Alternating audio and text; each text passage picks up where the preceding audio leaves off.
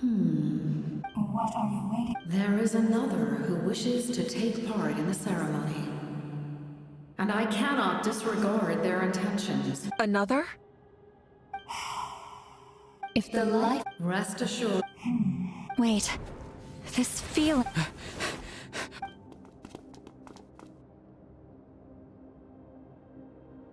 Thank you for showing me the way. The captain? The other individual you mentioned.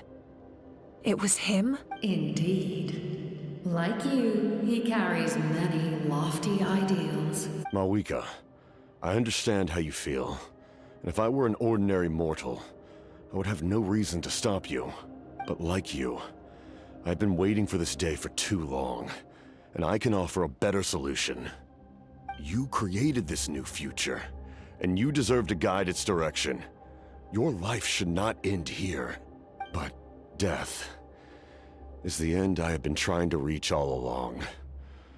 I have come this far to use my death to open the gates of the ley lines to my people. Your people? That's right. They have been with me for the past 500 years. But how? Carrying that many souls within you? There's no way you could keep your consciousness intact. Besides, you weren't affected by the source mechanism like I was. Do you still remember the voice that you heard? It came from my heart. With the help of technology from Khaenri'ah, my heart was modified to convert memories and souls from the ley lines into knowledge. As a result, I became extremely sensitive to souls, and developed the ability to sense their presence. Much like yourself. After encountering countless lost souls during the disaster 500 years ago, I forsook the capacity for knowledge granted by the modification, and used my heart as a vessel instead. The lives of my comrades, as well as many NATLANese, have been stored here ever since. And you want to send them home? Yes. The ley lines will not accept them. But by merging my existence with the Lord of the Night, I can become master of the ley lines and change the rules entirely. He expressed this to me, and I agreed. The captain envisions a kinder and fairer set of rules for humanity. In addition, he aims to challenge the authority of the ruler of death. In a word, his goal is revenge. Revenge? After all, it's because of her that I bear the curse of immortality, the curse of absolute life. I now understand that which you seek. Then, bear witness to my resolve and hatred. The people of Khaenri'ah committed grave sins. And for that, we were cursed to suffer endless physical torment. Cursed to witness the demise of everything we held dear. But most of us were innocent. Most of us knew nothing of the Five Sinners' exploitation of abyssal power. Myself included. If I sacrifice my life for the Lord of the Night, you get the death you desire. But, at the same time, the curse of immortality would negate the very death you seek. Left unresolved, that paradox could uproot the natural order of this world. Even you, great ruler of death, lack the capacity to bear the consequences of that outcome. Your curse is now the tool with which I will overturn the oppression of the gods. This is my challenge to you. Forsake one of your rules. The choice is yours. Your new heart has limitless potential, and you have wielded it with bravery and honor.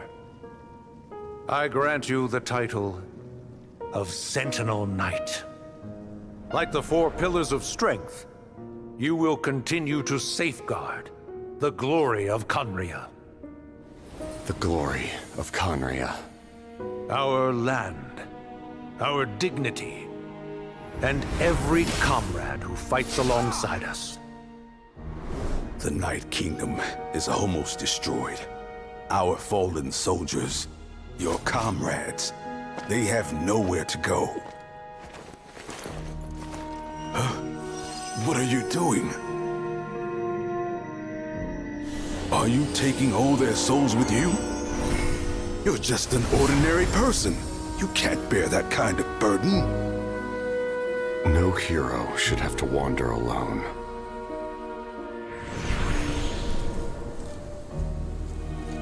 The curse of immortality. Using immortality to fight death. Using my rules against me. Make your choice. Reject your rules. Or allow me to trigger the paradox. The curse of immortality must stand. Use it to fulfill your final wish.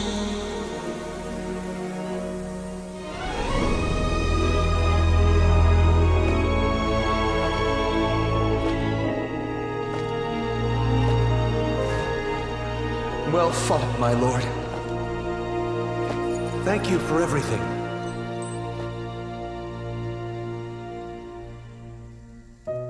This time, let's go together.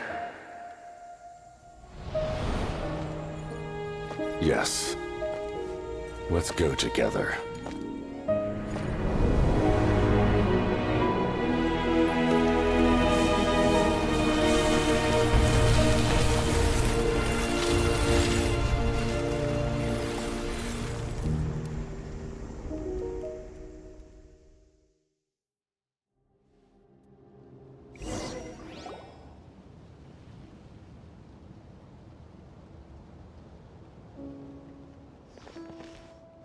The captain, he... The curse of immortality still exists. Does that mean the captain will never move from this place? Lord of the Night, is the captain still with us? There is no need to pursue traces of him. For those cursed with immortality, release from the mortal coil is the greatest form of peace. Even so, please pass on my gratitude. His long journey has finally come to a close. I suppose this is a happy ending for him. I cannot imagine how much pain he endured over the past 500 years, or how much strength it took to never stray from his goal. There's something I've been trying to figure out. I don't think I ever saw him sleep. I tried to ask him about it on the way here, but he didn't answer. Just like always, he never talks about himself. It's probably due to the voices. When souls merge in a single being, their voices echo endlessly through the mind. Souls that retain memories of their death often scream and wail in despair. Considering the number of souls inside him, that effect would be even greater. So, over the past 500 years, he didn't sleep? At all? Without experiencing the curse of immortality, we will never truly know his agony. But I can see why his hatred for the ruler of death was so strong. In the end, he used that immortality to his advantage, and granted the Lord of the Night eternal life by fusing his existence with hers. Well fought, Captain. You may wonder why the Night Kingdom, a land of souls, was unable to accept the souls adrift on the surface. The reason lies in the Heavenly Principle's modifications to the ley lines. The original purpose was to help counter the Abyss. And so, their stability was paramount.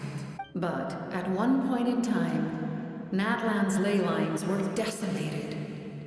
Even after reconstruction, the rules needed for the Ode of Resurrection made it impossible to reconnect the ley lines to other nations.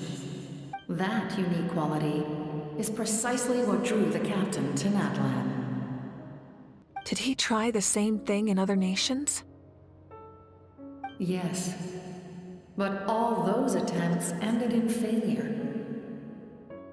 He fought to save NATLAN not only to defeat the Abyss, but because this is the only land where the souls within him could find salvation. We met not long ago to talk about that very possibility, and I confirmed the feasibility of his plan. I, too, recognize the need to change the rules of the ley lines.